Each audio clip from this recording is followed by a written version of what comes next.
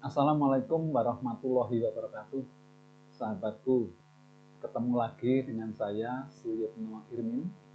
Video kali ini saya akan membahas tentang perubahan. Ya, apa itu perubahan?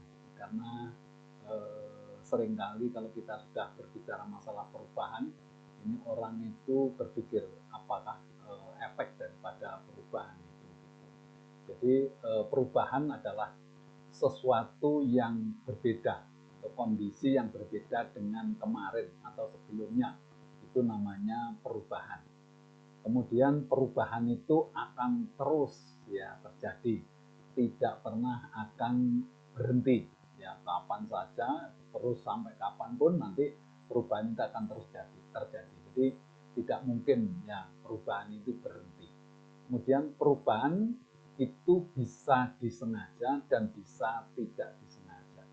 Kalau perubahan itu disengaja, berarti memang kita ini sengaja untuk melakukan perubahan ya, supaya kondisi itu berbeda dengan kemarin. Tentu ada tujuan-tujuan tertentu. Ya paling tidak tujuan yang umum dan baku itu adalah kalau kita melakukan perubahan agar kondisi ya setelah perubahan itu lebih baik daripada sebelumnya, begitu. Tetapi ada juga perubahan yang tidak disengaja.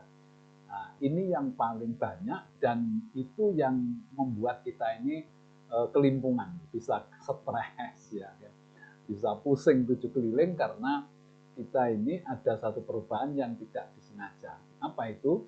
Perubahan yang tidak disengaja itu adalah perubahan terjadi di dalam diri kita atau di luar diri kita, di lingkungan kita, tetapi kita tidak tahu.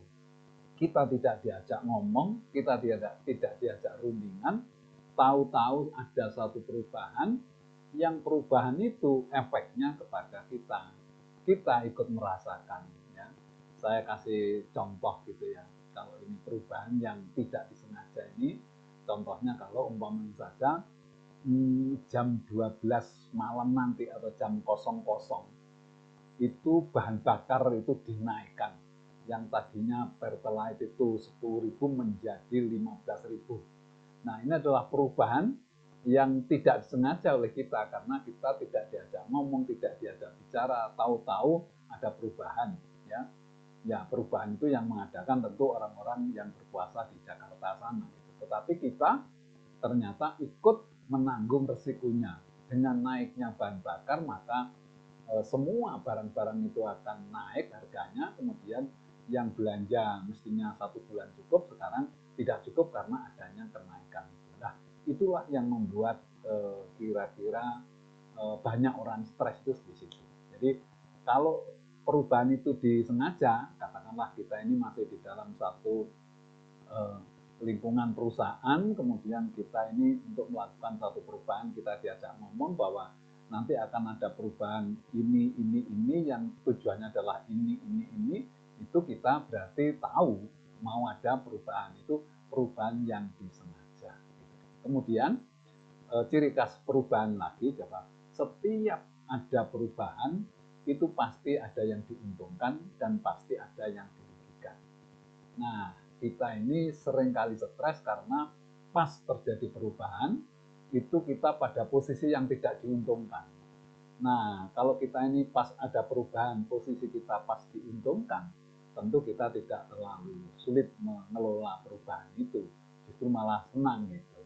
Tetapi yang menjadi masalah itu adalah kalau kita itu terjadi perubahan, posisi kita pada pihak yang dirugikan, itu yang jadi masalah. Oleh karena itu harus kita memiliki strategi bagaimana kita mengelola ya perubahan, ya menghadapi perubahan ini secara negatif.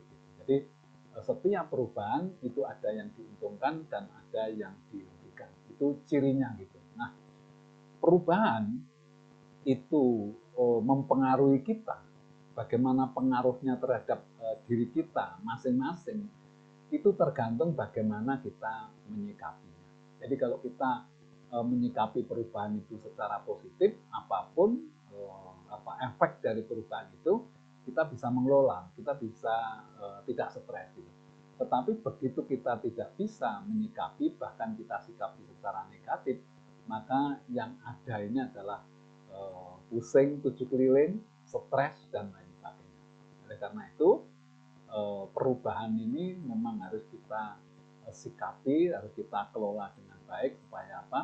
Supaya semua perubahan yang terjadi itu bisa memberikan dampak positif kepada kita, dan kita bisa mengelolanya dengan baik, sehingga kehidupan kita tidak mudah diguncangkan, tidak mudah stres karena adanya perubahan-perubahan.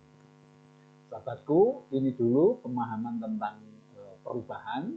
Nanti kita lanjut di episode yang lain untuk penjelasan-penjelasan bagaimana kita menghadapi perubahan secara positif begitu.